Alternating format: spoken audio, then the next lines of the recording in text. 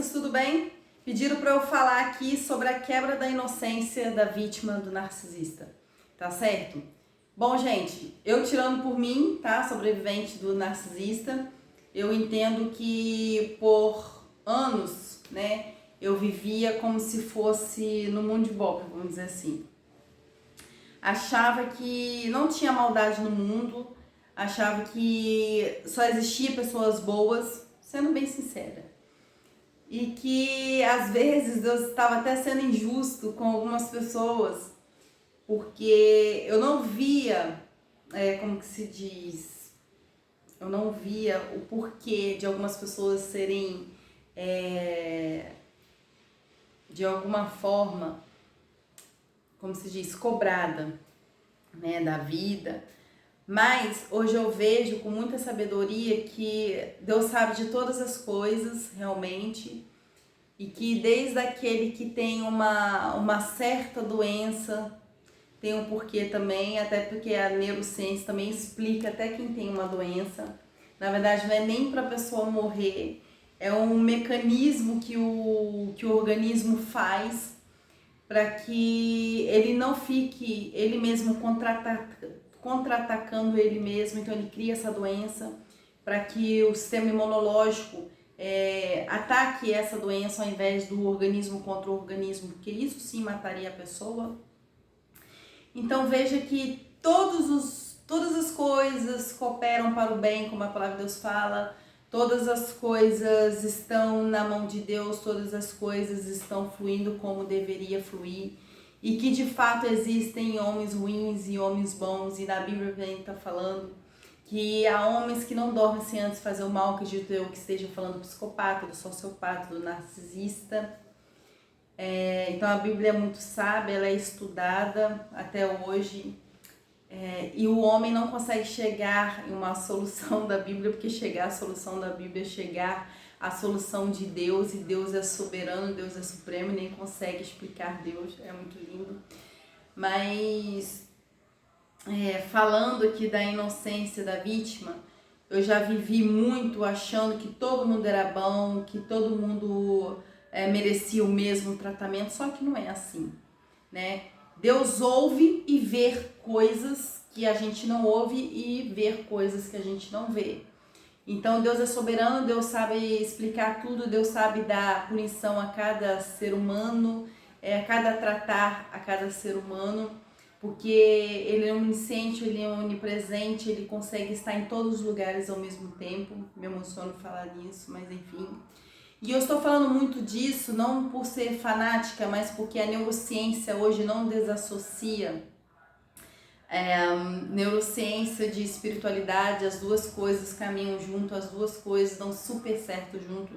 Tanto é que a neurociência chegou a comprovar que quando a gente ora, quando a gente reza ou quando a gente medita, não sei a linguagem que você usa dentro da sua crença, dentro do seu sistema religioso, quando você faz isso, você não acessa áreas de estresse do seu cérebro, você relaxa, você eleva o seu pensamento a Deus, e tudo de bom acontece no seu psiquismo, acontece também no seu corpo, porque a gente é a soma de mente e corpo, não tem como desassociar, tanto é que quando a gente era embrião dentro da nossa mãe, a mesma camada que fazia a extensão da pele, a formação da pele, é a mesma camada que fazia parte do nosso sistema nervoso. Então tudo que acontece na nossa mente tende a somatizar no nosso corpo, então a gente não desassocia uma coisa a outra. Então veja que tudo tem um porquê, tudo tem uma lógica e não cabe a gente explicar. Mas a inocência do codependente vai muito além, chega a ser uma estupidez. Porque a gente discorreu aqui na página, no canal, a diferença entre meramente empatas e codependentes emocionais. Nós entendemos aqui que o empata, ele consegue entender a dor do outro, mas ele consegue ter um limite de dizer, olha, se você precisar, eu tô aqui, é só falar comigo. Ele consegue meramente dar um limite, um empata saudável. Já o codependente emocional, ele dá um teor muito grande para todas as coisas, desde a inocência, desde o amor, desde a carência, ele é tudo. tudo isso ao mesmo tempo. E ele não consegue mensurar, equilibrar, como se diz, a inocência. Ele não consegue equilibrar a ajuda, ele não consegue equilibrar o abraçar o outro, acolher o outro. Tanto é que o codependente emocional, ele se sente na obrigação de acolher o outro, ele se sente na obrigação de fazer pelo outro para ser bem aceito, para ser validado, porque foi assim que ele foi moldado. Essa é a forma de ser do codependente emocional, essa é a forma do seu funcionamento, são os traços psicológicos que fizeram parte da sua persona, da sua personalidade, e é assim que ele funciona basicamente. E falar dessa inocência para o codependente emocional é algo muito forte, porque quando a gente cai de fato como se diz, cai na real do que está acontecendo, do que aconteceu, é muito doloroso pra gente, porque a gente acaba, como se diz, a gente acaba deixando todo mundo no mesmo bojo, achando que todo mundo é bom, que todo mundo presta. E quando a gente descobre, de fato, a gente se sente o idiota, a idiota mais, assim, bem maior do mundo, vamos dizer. Porque a gente colocou todas as nossas fichas nessa pessoa que a gente acreditou. E é um cair de ficha, assim, muito bom também ao mesmo tempo. Que ao mesmo tempo que a dor traz sudorese, ao mesmo tempo que a dor traz angústia, traz inquietação, traz agressividade, traz a depressão, que seja, traz também muitas respostas pra gente. De como a gente funciona, de como a gente deveria funcionar, de que a gente tem que ter equilíbrio realmente na vida. Porque até a palavra de Deus, a Bíblia diz que as pessoas sábias, elas agem como, mais ou menos o que a Bíblia diz, né? Que as pessoas agem hábeis, e as pessoas inteligentes e as pessoas sábias, elas agem como serpente em sua perspicácia, na sua orientação, no seu olhar para com a vida. E também ela trata com muita mansidão também como a pomba, ou seja, traz um extremo ao outro, traz o equilíbrio das coisas. E é uma coisa que o codependente não sabe fazer, ele vai aprendendo na marra, ele vai aprendendo com as situações que vão advindo, ele vai aprendendo a cada dor dele, ele vai aprendendo a se moldar, a criar bordas, a criar limites. E quando essa inocência é quebrada, a gente vira vigilante 24 horas. Ou seja, a gente fica em estado de vigia 24 horas. Isso também não é bom pra gente. Nem de um extremo, nem de outro. Nem baixar a guarda, nem abrir a guarda, não acreditar na maldade, porque aí entraria qualquer um, não baixando a guarda. E também não ficando em estado de vigia 24 horas também, porque o nosso corpo não aguenta ficar em estado de vigia 24 horas.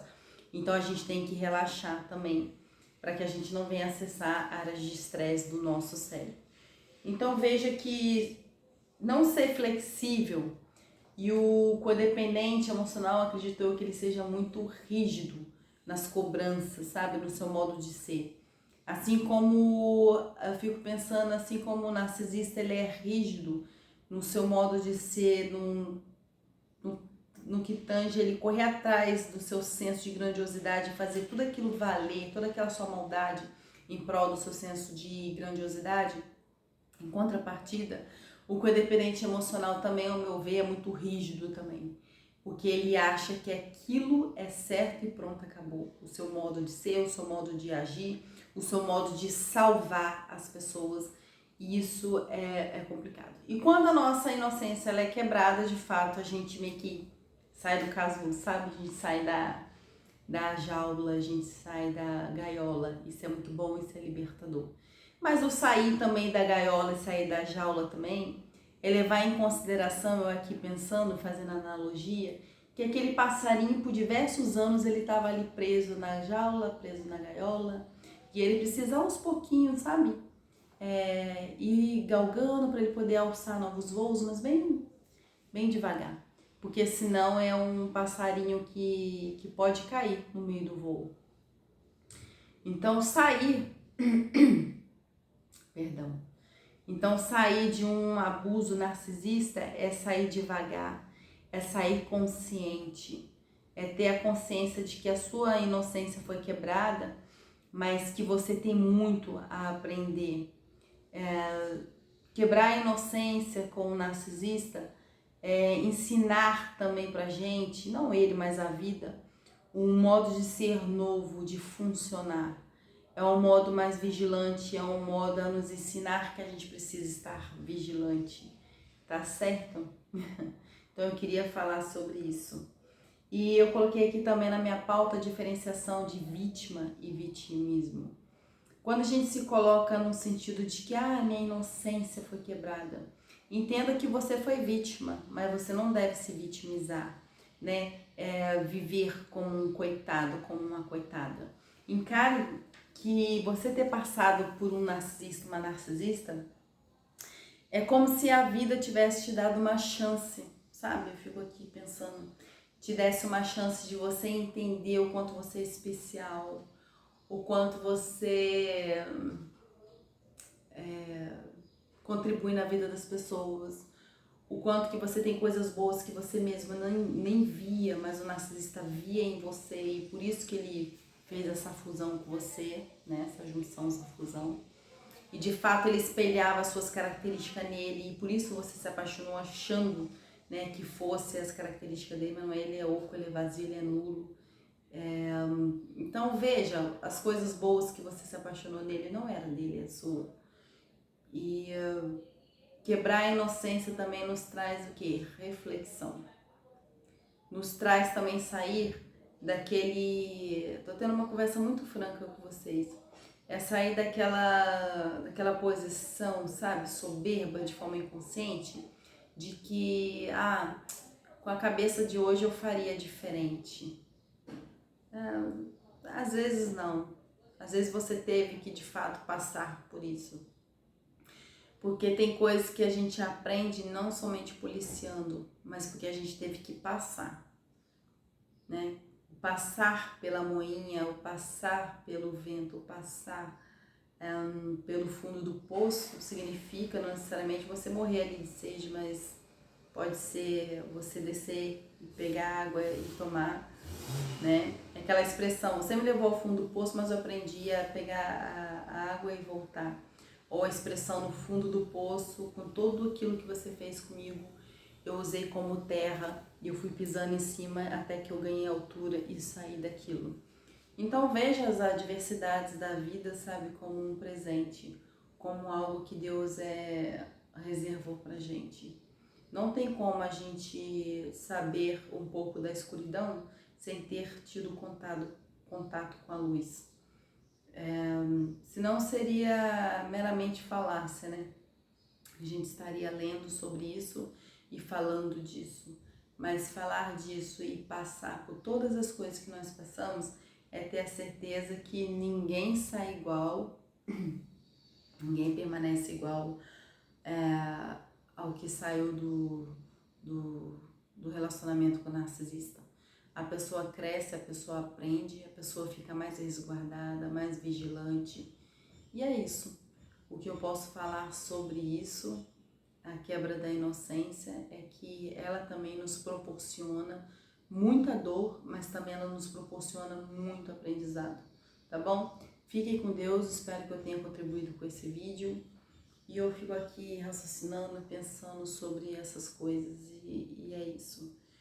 E fico até emocionada porque a gente passa por tanta coisa, mas até aqui nos tem ajudado Deus, tá bom? Um beijo, fique com Deus. Se puder compartilhar, se puder comentar, deixa aqui seu like, seu compartilho, tá bom? Seu compartilhamento, deixa a sua pergunta, o seu comentário. E é isso. E aqui eu tô pensando aqui, gravando, né, o quanto que às vezes eu tô até mais concentrada, tô mais pensando em falar as coisas. Então é um processo, sabe, de amadurecimento. A vida é isso, ela traz altos e baixos e a gente vai aprendendo. Tá certo? Um beijo, fiquem com Deus e obrigada. Tchau.